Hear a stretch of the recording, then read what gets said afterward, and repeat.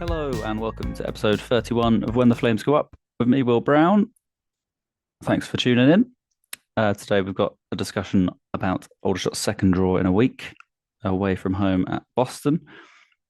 And then we're going to move on to talk about York and Barnet at home. On the panel, we've got Guy and Joe, and we've also got Joe's friend Will. So a second Will enters the fray. And he's a York fan, so he's going to give us the down low on what to expect from York, who are currently sat top of the league. So enjoy the episode. The other thing, thanks for all your suggestions for international players for our all-time 11. We're going to record it next week, I believe. And yeah, we'll make a decision on whether it's going to be a world 11 or an international 11 once I research who made caps for which country. And then the overflow will go into a world 11 that will, both are going to be just great fun to put together. So hopefully that'll be coming soon as well. We've also got a interview with David Kinniston, who wrote Shots in the Dark, and that will be with you whenever I get some spare time. And we don't have time to record or something, so it'll be a spare episode or a bonus episode coming to you, hopefully by the end of September. So that's what to look forward to. Thanks again for listening. And if you want to get in touch with the show, it's atfcpodcast@gmail.com or at atfcpodcast on X, or just comment on anything. I'll see it eventually when I log into those apps. Anyway, bon appetit. Bye. So the Shot's currently sitting just behind Woking in 14th. After Saturday's game, a 1-1 draw away at Boston, and Barrett opening the scoring with a kind of deflected pass into his path from Barham, kind of scooping his leg out of the way. Defender looked distraught on the floor, head in hand, because did nothing wrong, just was jockeying, and then the ball just popped into Barrett's path. A lovely finish to make it 1-0 in 29th minutes, and then the man that was mentioned 2 or 3 times last week on the pod, Josh Hazel, won a penalty in the first half and then scored the equaliser in the second. That early penalty was saved by Dewhurst, and then the follow-up was also saved, a brilliant double save from Dewhurst. So those are the main highlights. Guy, I'm going to come to you first, as you tuned in. What were your thoughts on the game overall, and what was the stream like? Well, the stream wasn't bad. I mean, there was a bit of glitching, at points in the game. So, but which nothing that sort of was untoward or meant that you were going to miss a goal or a shot or anything like that. My general impressions were that we were poor. We were just not firing up front. Very much, I kind of felt that the Barrett goal was very much sort of against the run of play. I mean, of course, happy about that, but I think that Boston really were doing a lot of pushing at the start of the game, and they of course again from the start of the second half. It felt like it was only a matter of time that they would get back into it. Delayed of course by Dewhurst's brilliant double save from the penalty. Was it a penalty? Probably. I mean, Magoma was sort of, I think he was making himself known, let's put it that way. And I get it. So, look, when the goal came, disappointing. But on the other hand, given, what the state, given the game and how we were playing, I think it was really a point gained rather than, lost. It does continue where we were last week as well, because when we were talking about the previous 2 games, we seem to sort of be in a bit of a rut at the moment, and I'm not quite sure how we're going to get ourselves out of it. But yeah, and when you think also it's we've played all the promoted teams and we've not done particularly well. That said, they have been fired up. So maybe, we're going to get on to talking about York, and so whether, the tables are going to be turned a bit because, of course, they're top of the league and we're not. So, but yeah, generally, I mean, positives to take out of it, we got a point. Negatives, it was not the free-flowing, free-scoring Aldershot that we saw back in August. Yeah, I think that chance creation point is probably going to come up quite a lot if we continue in this run of front of like not scoring or not creating as many chances as Mm. we did previously. Yeah, so I'll come to you, Joe. We're 9 games in, 3 wins, 3 draws, 3 losses, one goal positive goal difference though. So, um, but thoughts on Saturday's game and the goal difference early doors. One of the main takeaways I've got from the weekend and going back to last week as well is it looks like this season we've got a goalkeeper who can actually win us points. And I'm not trying to sort of faux shade on Geordie at all, but I just think Dewhurst is just that little bit better. And if you look at that penalty save, well, double save, that's as good as any goal. It's a point winning save. And if you look back to his performance last week as well, we really do have him to thank over the last week for 2 points gained, I think. There's a few positives to take out of Saturday as well. Barham looked a lot fitter.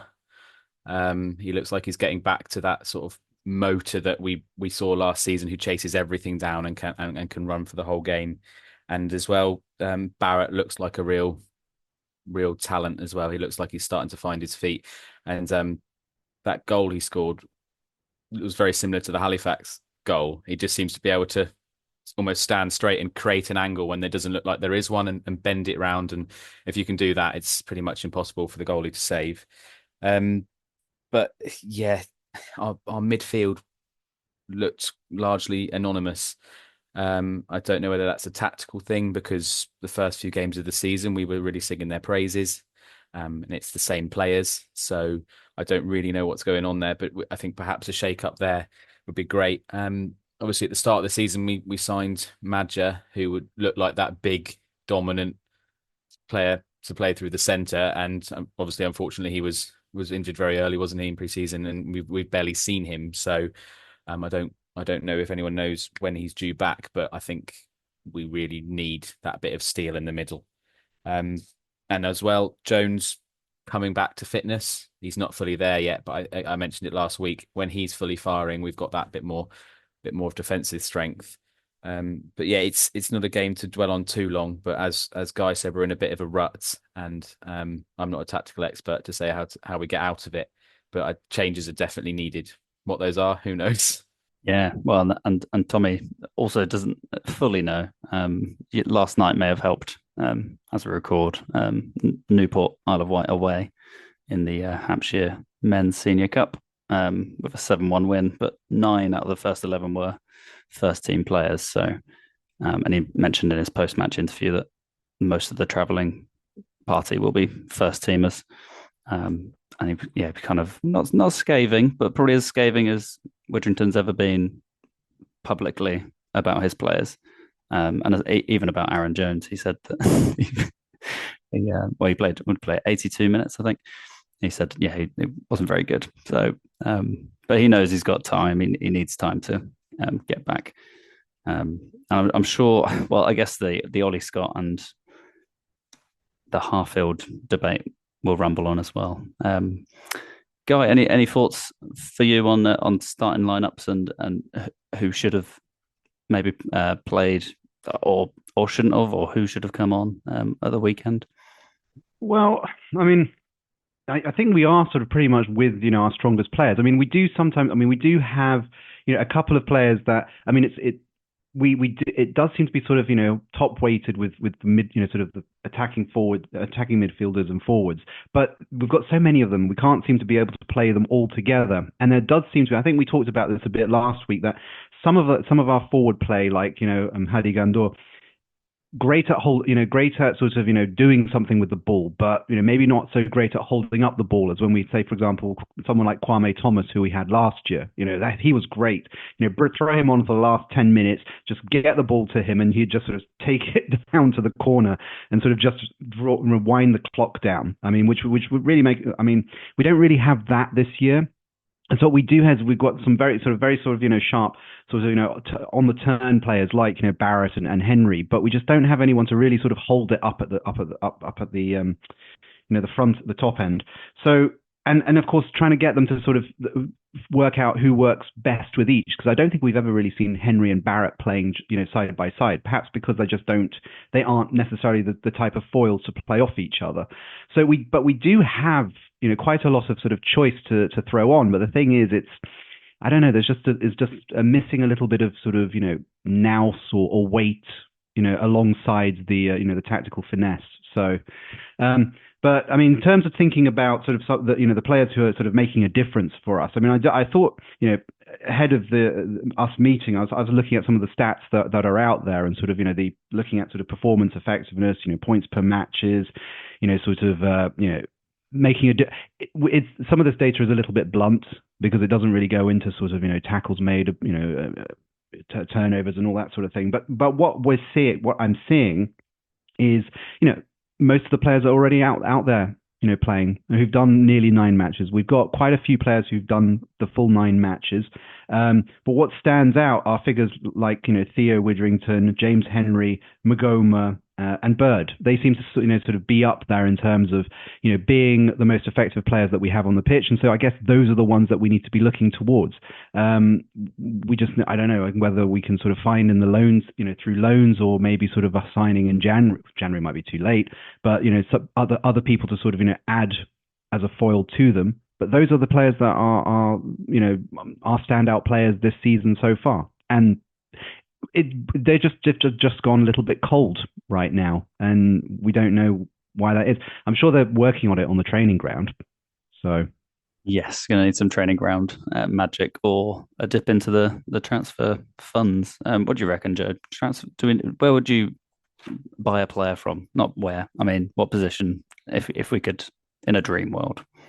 I think perhaps delving into the lower leagues for another forward. I don't know. It probably won't be before January, but if there's a big man, it doesn't have to be a prolific goal scorer, but perhaps someone from the league below with good hold up play, just to give us that plan B option, like on Saturday and last week, where we just sort of ran out of ideas a little bit.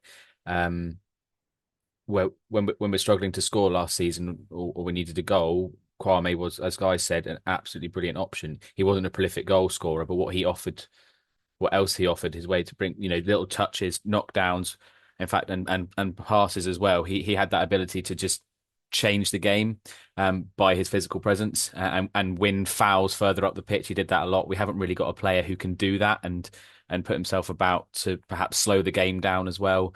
He was a very frustrating player to play against. So I'm not necessarily looking for a prolific goal scorer, but just perhaps a more physical front man, just to give us that different option, because I don't think we're far from the right formula, because it was only 3 games ago we were beating Oldham at home, looking really confident.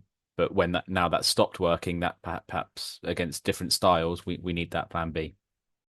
Yeah, very fair. And Guy, got your hand up. Yeah, I was just saying, and yeah, we're just talking about recruitment. I mean, we've done pretty well with the current management squad. I mean, when you think back to the beginning of last season, sort of the players that they brought in, and it just worked. And and then of course, just before the start of the season, they brought in James Henry, and we've been talking about him pretty much almost every week since. I mean, so I'm quite confident that if there's a problem in the management, they're looking around, and they've got their contacts, and we'll find someone. It's just you can also understand why they're probably sort of trying to sort of keep it going with the squad they've got. I mean, I think even at the start of the season, we were talking a little bit about how this was a much sort of more balanced side than it was last season, because and I think that actually has come through a bit. If you look at the last few games, yes, they haven't been the results that we wanted. We've had a loss and 2 draws, but this has also come with us not playing particularly well. And if you think about, if we weren't playing particularly well last season, we were just giving away bags of goals. So the fact that we've actually managed to make it, sort of 3 games, 4 goals, or giving away 4 goals, it's not too bad actually. Sorry, 3 goals, isn't it? My bad. Yeah, that's true. That's true. I've also had a fair amount of injuries. Yeah, Barrett went off in the 55th minute. I think Tommy said it was a tweak in his groin, so they didn't want to take a risk with him. So hopefully he's not out again. Obviously Jenkins is still out. And obviously, as Joe mentioned, Madja from the start of the season. Mm-hmm. I'm trying to think who else. And obviously, I guess the one kind of question mark or the main first name that people are talking about for switching around players is Dejan Tetek, who's not managed to. Has he managed to 90 minutes in the league this season? I don't think so. I think he's played one. I think he's had one start. Was it last week against Ebbsfleet? So I don't think he made it all the way. And he's just kind of coming on for the last 10 minutes here and there. He was on the starting lineup away at Newport last night. So yeah, I wonder if I'm presuming it's fitness, but I'm not sure. Mm-hmm. Yeah, Joe, you got any thoughts on the Newport away kind of? But I guess the lineup really, and what that maybe says about our kind of lineup ahead of Saturday and then Tuesday, because we've got a Saturday Tuesday combo again. Well, if we're looking at where might goals come from, Hayden Vaughan was quite the goal scorer, wasn't he, last season before we signed him? Obviously, he's not started much this season at all. Well, he hasn't started at all. He's played a very few minutes, and obviously Tuesday night was his first start, and he's definitely staked a claim, hasn't he? Scoring a hatful of goals, and why not give him a little bit more? Because he's clearly on form at the moment. Obviously, against the opposition that we're playing, it's very hard to take any tangible judgments from that because there's quite a difference in quality. But clearly can score, and at the moment we're just struggling to find goals. So just give it maybe an extra 20 minutes to someone like that. It can't do any harm. Yeah, very true. Yeah, Maxwell Mullins. Did he get two?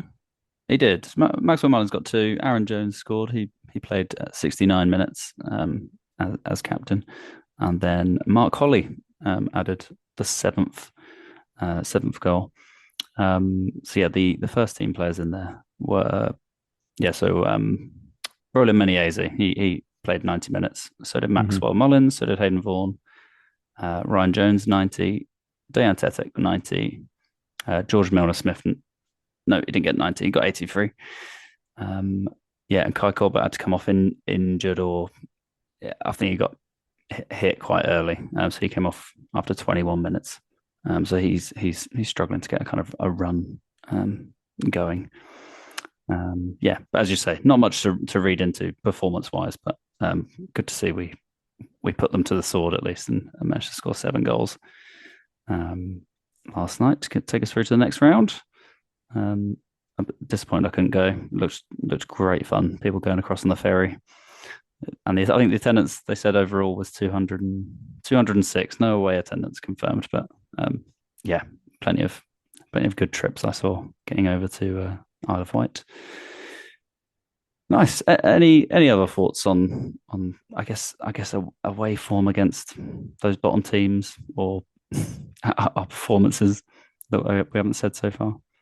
I mean, just reiterating what Guy said earlier, I think whilst we're saying we're in a rut, last season, if you could have said we got 2 points in a week on the road against 2 lower teams, we actually might have said that's a good thing.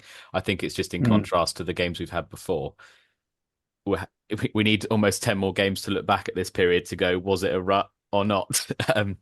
But yeah, it's really hard to work out until you've had those 10, 15 games of the season whether it was a good result or not.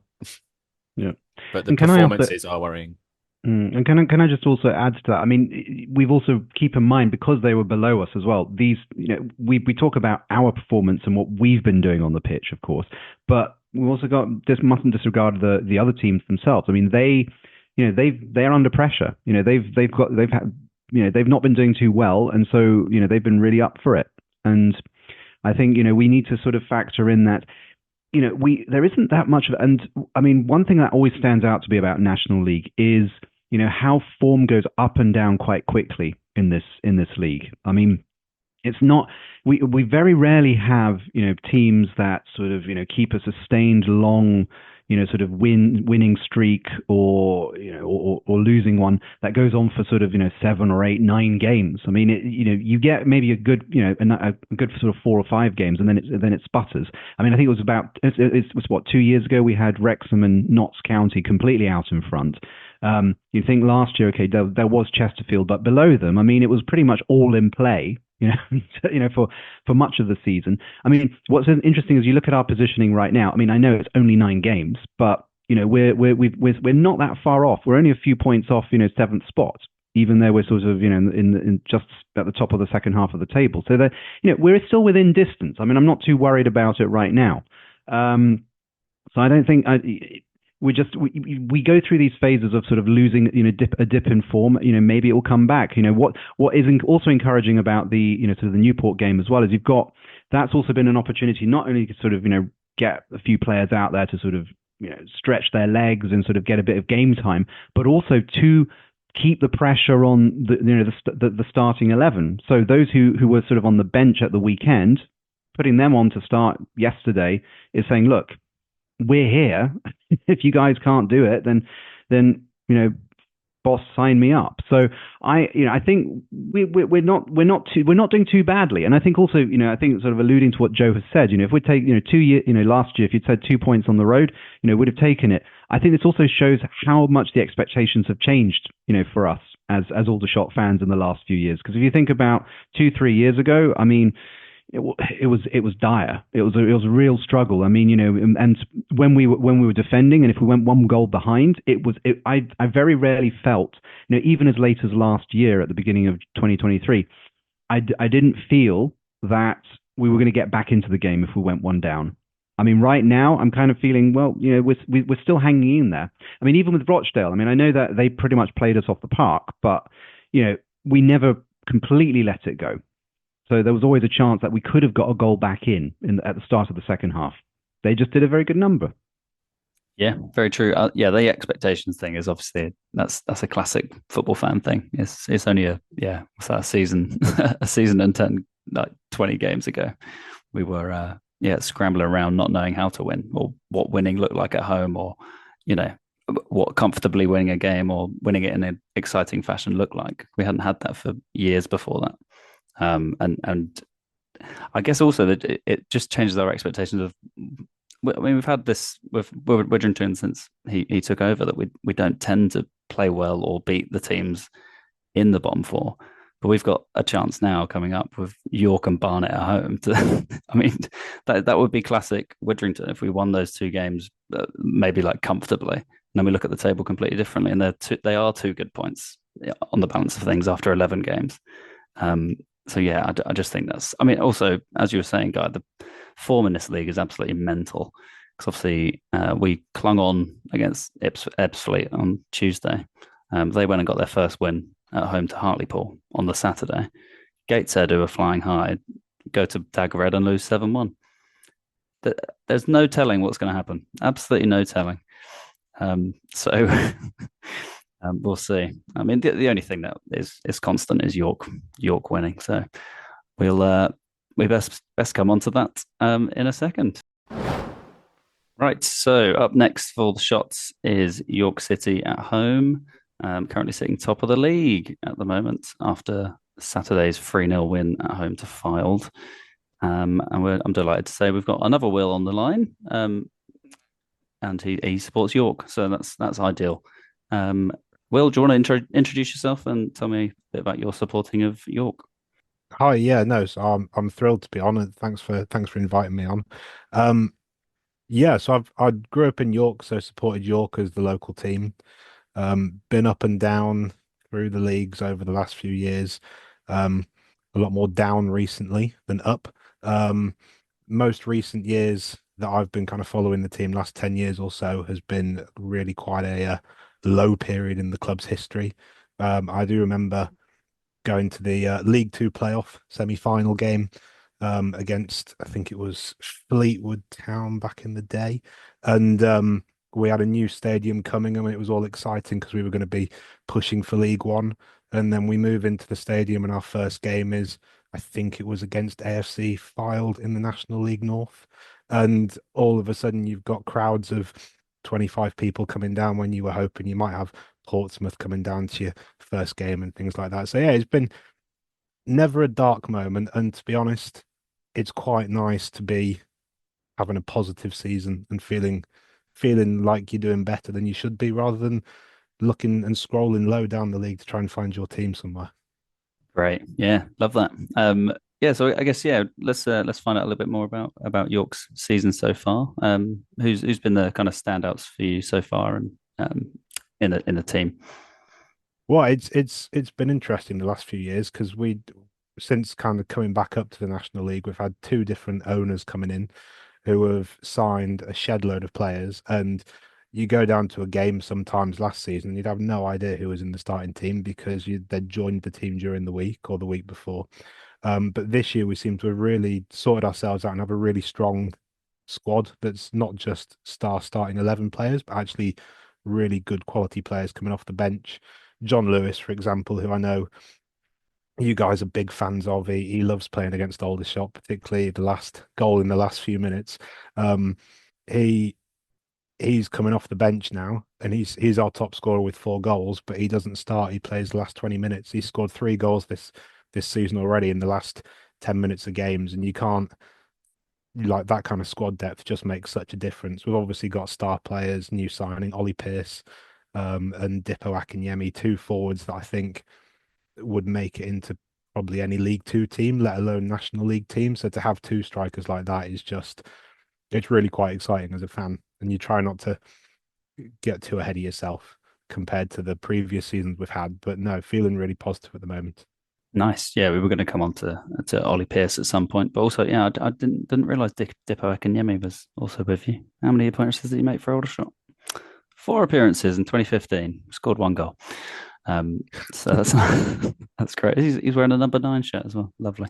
Yeah. So yeah, what's your thoughts on Ollie Pearce? Because Julian, he's on the panel, often he went down to the England C game last year and was really impressed with Ollie Pearce. And I mean, it was kind of hotly tipped he'd be definitely in the National League this season. So what have your impressions been of him so far?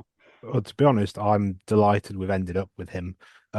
He just seems like not just a real quality player, but just like a really good guy. Heard lots of really positive stories from fans, from interactions with him at the game and making time for the kids that are down at the match, which brings the club together a lot more, which we've been missing the last few years. And then in terms of his performances, he's only got 3 goals so far this season, so he's not scoring quite as rapidly as he was last year. I think he got 40 plus in the league, which I'm not expecting anyone to replicate that stepping up a division, but he's making a really good. He's kind of settled into the team now. Last few games he's been playing majority of the game starting, and he's looking like a real strength. And if we can get him kind of playing in a team with Akinyemi as well, then that's a strike force that can score goals regularly for you, and it's feeling really positive. Yeah, and I guess also you were saying about John Lewis coming off the bench, and obviously you've had to sit through us talking about Kwame Thomas from last year, so who was doing a similar thing, kind of coming on last 20 and making a difference, or able to be clutch, the clutch moments, basically. He's I don't know what it is about him, but he comes on and he just wreaks havoc for the last like 10 minutes of games. We go from, particularly this season, a team that passes it around and tries the through ball, and then if it's not working, we stick John Lewis on and just launch it forward, and he somehow manages to make it stick to him. I don't know how he does it, but I do remember the Boston game this year. The only game we've lost so far, but it was 0-0 on about the 50th minute, and the manager chucked on Akinyemi and John Lewis, and I think we were playing 4-2-4. We ended up losing 2-0, but we just kind of launched it, and we had just like all sorts of strikers up top. And having that as a York fan, I think the best striker I've seen at York in the last 10 years was John Parkin, who was 39 and wider than he was taller when he was playing for us. So it's nice to have someone who you look and you think, yeah, actually, I probably couldn't replace you up front and replicate the same kind of form as you are. Parkin got sent off against Aldershot, didn't he? In Aldershot, playing for York. We went to that game together. Will, I remember that. Yes, yeah, I've been to Aldershot twice watching York, and both times I had a player sent off. So, uh, yeah, not great. Well, yeah, well, as you're jumping in, Joe, come on, you can fire some questions at Will. Um, Go for it. Yeah, just for context for the listener, me and Will are good friends going back from university, and found friendship over our shared love is a strong word. Love of our respective teams. Um, yeah, we found solace. Um, so yeah, just looking back to last season, actually, Will, obviously you were towards the end of the season, looked like you were getting relegated. And then the managerial change came in. Hinshelwood came in, and a very attacking manager. It looked actually quite like a risky appointment at the time. It could very easily have backfired, particularly with his style coming in if it didn't work. But obviously, you had that amazing run of form at the end of the year where you just seemed to beat everyone, and your run of fixtures was against all teams in the top 7 or 8. Um, how was that? Could you just tell us a bit more about that? Yeah, so I remember we had Ardley was our manager, and we were just playing very defensive football. Um, and we were just drawing far too many games last year, and we were down near the bottom. New owner, changed the manager. We got Hinshelwood in, and obviously when you're struggling for form and your players are just not playing to anywhere near their capabilities, um, you are worried. And then first couple of games with Hinshelwood, I went to the Kidderminster game. It was 0-0, and it was the worst game of football I have ever watched. There was just nothing. I think we could have played. We'd still be playing this game now, and it would still be 0-0. So, and then the following game was Altrincham away. We lost 6-1. I think our keeper cost us 4 of the 6 goals. I remember messaging Joe at the time and I think I sent a gif of the Titanic going down because there was no way we were going to turn it around. And then we beat you guys at home 1-0. Thank you very much for that. We then went to Bromley away, who were flying high, beat them. And then we had Chesterfield at home, who I think could have won the league when they played us. Or it was something along those lines, and we beat them as well. And those 9 points pulled us out of what was almost certain relegation, and I was getting ready to be going to places like Spennymoor Town again on a Saturday or a Tuesday night even. No offense to Spennymoor Town fans if anyone is listening to this, by the way. Don't worry, Will. They're definitely not. So yeah, if go back to last season as well, start of last season, we're doing our pre-season. We're preparing to have our star centre back Tyler Cordner line up on the opening Yep. weekend, and then with correct me if I'm wrong, about a week to go, off he goes to York for a fee, which for us is very nice to receive a fee, but not nice to receive to lose our star player. He certainly wasn't a star player for you, so can you shed a bit of light on that for us Shots fans? What went on, or what went wrong? I think it's very tricky to know exactly what went wrong, not being able to go to games week in, week out. But I think the fans got on his back a little bit. That price tag coming over at that level, there's pressure and there's expectation that I think the fans, rightly or wrongly, had. And I think he came in, some people were saying he came in a little bit unfit at the start of the season. I don't know if that's true or not. This is just kind of what I heard at the time. And I think people got on his back and he just struggled to find form. I do remember him scoring an absolute screamer in one game on a Tuesday night. I can't remember who it was, but from kind of halfway in the half, top corner. That was probably his peak as a York player, because I think he is now, I do believe, on loan at Ebbsfleet, no longer playing with us, and actually in the nicest way possible, our defense has looked stronger as a result of that.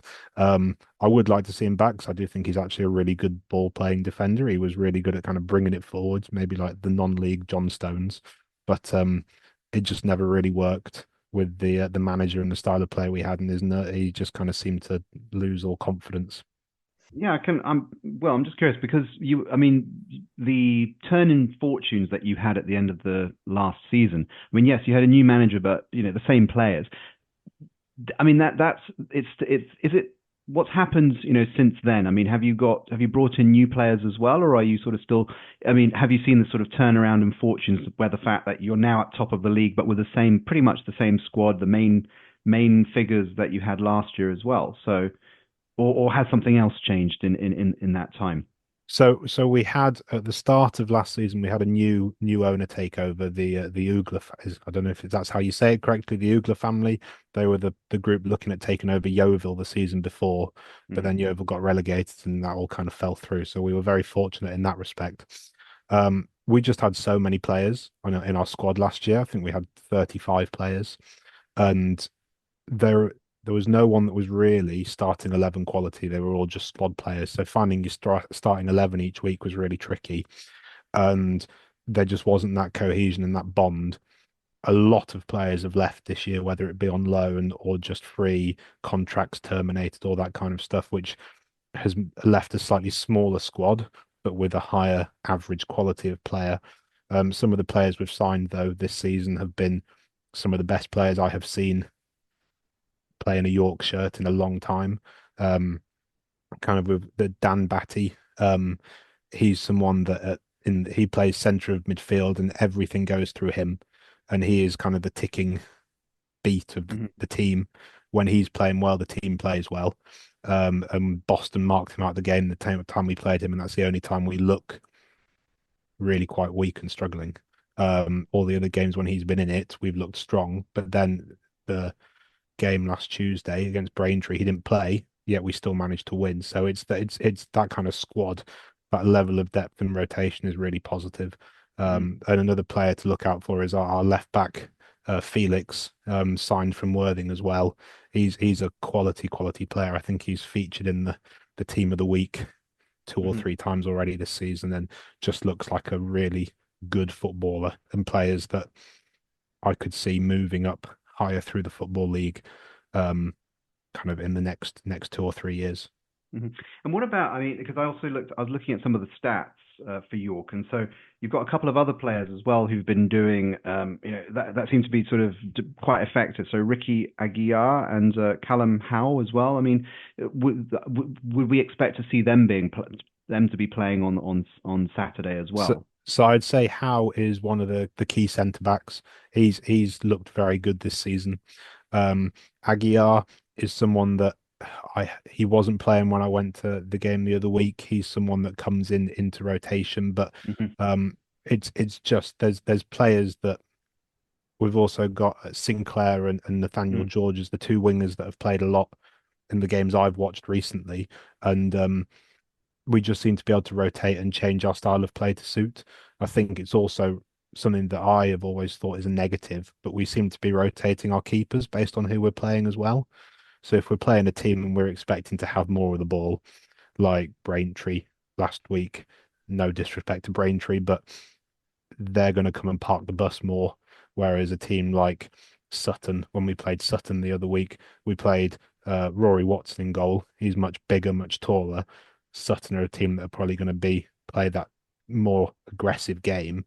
Hmm. And then when we have the ball, we play Harrison Mayle, who we signed from Dorking, who's a really good ball playing keeper, but he's substantially shorter, so isn't good at coming for corners and crosses. So it's something that I've always thought, would you not just have one starting keeper? But even that rotation seems to be working quite well for us at the minute. Hmm. Oh yeah, and one other player I want to know about Marvin Armstrong, the boy. Oh He yes, was also at Worthing a fair few years ago, but was at Barnet in between that. Yeah, we were miffed when we saw him last season. I think was it the season before? I can't remember. But we were miffed that he wasn't getting in Barnet's team because he absolutely bossed it off the park. I see he's played every game so far this season. What's he been like? he I think he's one of the reasons we stayed up last year. We signed him, and he played in that last run when we turned it around, and I think he is what him and Akinyemi are the reason we stayed up last year. Both of them just seem to be the only players in the team that seem to be able to actually drive us forward and create chances. And this year, they're not doing it by themselves, so their role looks slightly smaller, but they're still playing really well and contributing a lot as well, which is really good. Nice. I guess what your thoughts ahead of coming to Aldershot at the weekend? I think the away to Aldershot is always a tricky game. Um, we don't have a particularly good record at your place in recent years, so I would happily take a draw. I was saying to a couple of my mates that also support York last week that like yeah we're top of the league at the minute, but actually I'll have a better idea of where we're going to be after the next 4 games. Aldershot away is really tricky. Then we have Solihull away on Tuesday. You could quite easily lose both of those games. I'd probably take a point on Saturday and then roll on to the next game. Nice close game, maybe 0-0. John Lewis comes on, scores the winner in the 87th minute. That'd be lovely. That'd be true to form. That'd be lovely. It would just be like a warm hug seeing Yeah. Janelle John Lewis celebrating that corner again. And what do you think, Joe, ahead of York at home at the weekend? Yeah, well, the last Aldershot York game I watched was last season, and I remember that being last minute equaliser.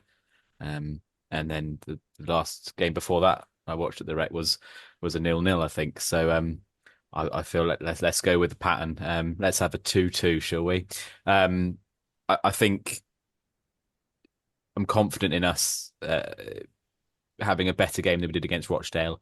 I think stylistically our play might suit York's better than our play did against Rochdale. I think York are quite an attacking side, and that might mean we might have a few more chances than we did against a team like Rochdale. So yeah, I'm not expecting it to be goalless, but yeah, we'll go with 2-2. But I wouldn't if we lose, we've lost to the team that are currently top. That's fair. That's fair. And Guy, are you hopeful ahead of Saturday? I mean, I think York Will is being a little bit generous to us because, all things considered, we've of the last three games that we've had with York, yes, there's been two draws, but we also lost most recently, which is the one that Will was alluding to, and the odds. I'm looking at the odds, and they're shortening on York, widening on us. I mean, it looks. I mean, and that's not unsurprising. I mean, if we continue with the form that we have had, sort of the play that we have had, I think we're there for the taking. Again, that said, I mean, just as I've said, we've played badly in the last few games and yet taken points.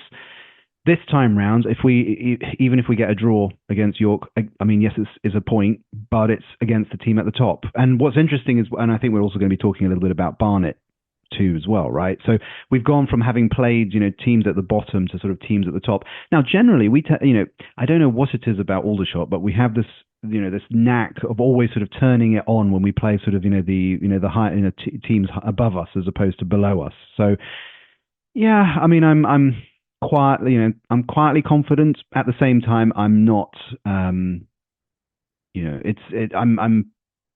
I'm not over expecting anything here. I mean, if we end up with a draw, I think I'd probably take it, even if it is at home.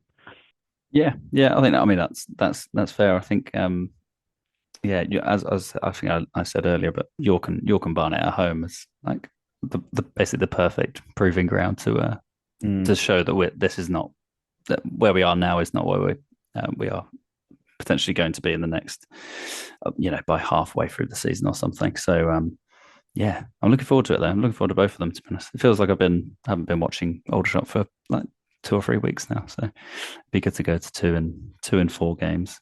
And I would much rather play Barnet at home than go to Solihull away, like Will's York. So Joe, you got any thoughts on Barnet at home? Obviously got some extra shots in there as per. Ryan Glover's there now as well, isn't he? So Yeah, Barnet are an interesting one. People thought they were going to at one stage early in the season to sort of run away with it, and that's not been the case. But they had that result the other day where their manager came out and did one of the most bizarre. I don't know if you've seen it post-match interviews talking about character.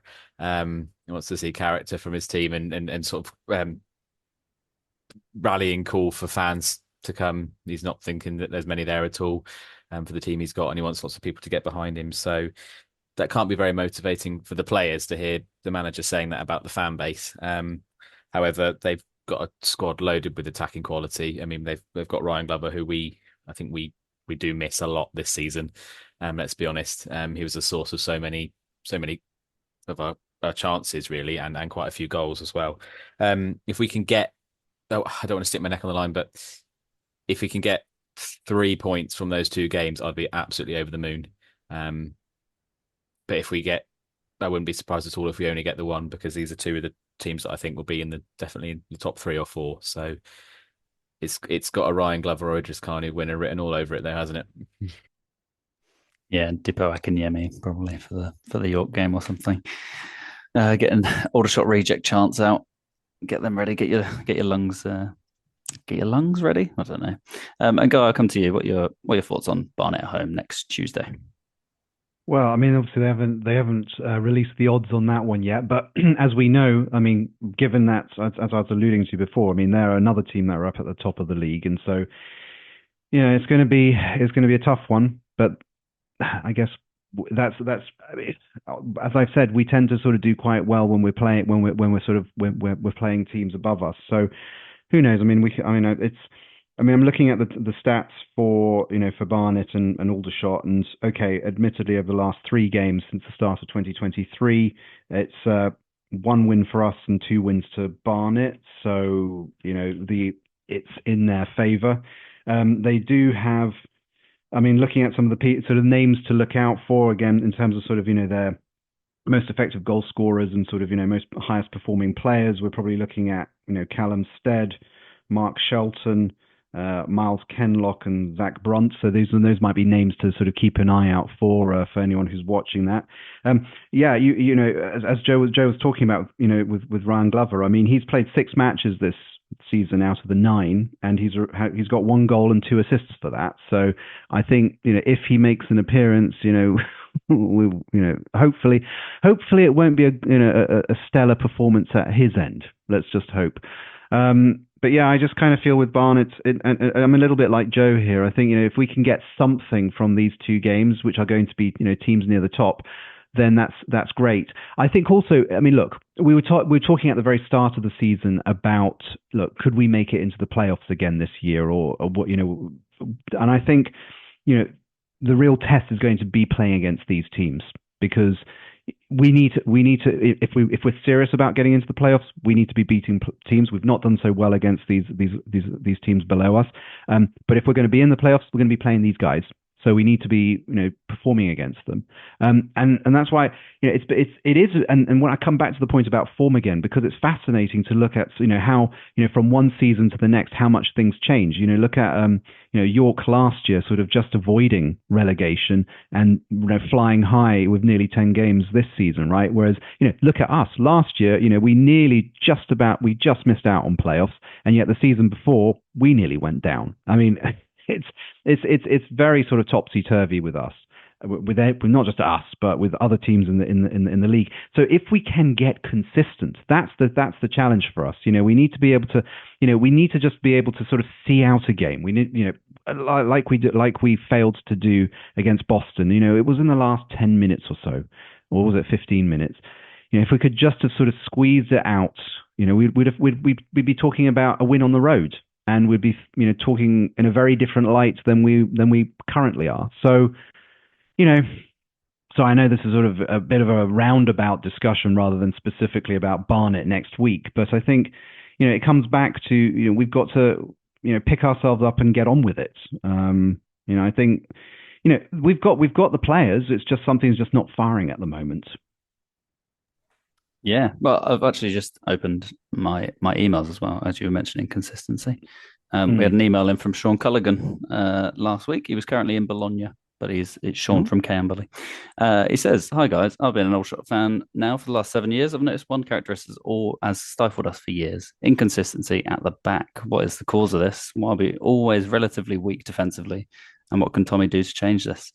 Despite the recent clean sheet, which was Ebbsfleet away last Tuesday, I feel that we also look so shaky at the back. As an Aldershot fan who lives abroad, I really appreciate the pod. Keep up the good work." So yeah, thanks, Sean, for your message. But yeah, he's doubled our listeners. There we go, honestly, and helped out. The world map looks great now with Bologna on there. So yeah, maybe Sean should invite us over. I mean, that'd be great. Yeah, we could I've done Bologna away. We could do the podcast in his house. Mate. Just a thought, Sean. Great. Well, we'll curtail it there. We've come to the end of our hour on the pod. Thank you, Will, from of York fan fame. Thank you, Joe, and thank you, Guy. No, thank you.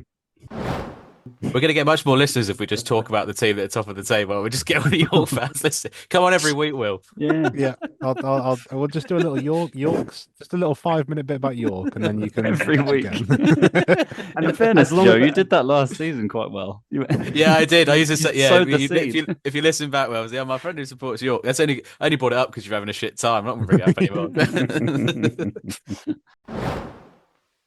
No, we're saving them all up for Saturday. Don't worry. I didn't bring up on the pod, Will. I sent it. I sent it to you, Aldershot, Will. The screenshot of So Guy, when York got relegated in the last day of the season from the National League a few years ago, BT's thumbnail of a York fan was Will. Yeah. On their homepage. I was the face of our darkest moment in history. It's a great scaffold. Just underneath Rafa Benitez and Gareth Southgate on the BT Sport website. There I was, head in hands. Oh, can we have that sort of? I think we need to have that included. But if I edit this bit in, we can put the screenshot up as well. Yeah, there you go. Right, it's yeah, Will's claim to fame. It's not a good one, is it? No, not great. I mean, but to be a thumbnail on BT Sport, I've still got that screenshot. It's been very tempting to put it as my screensaver a few times, but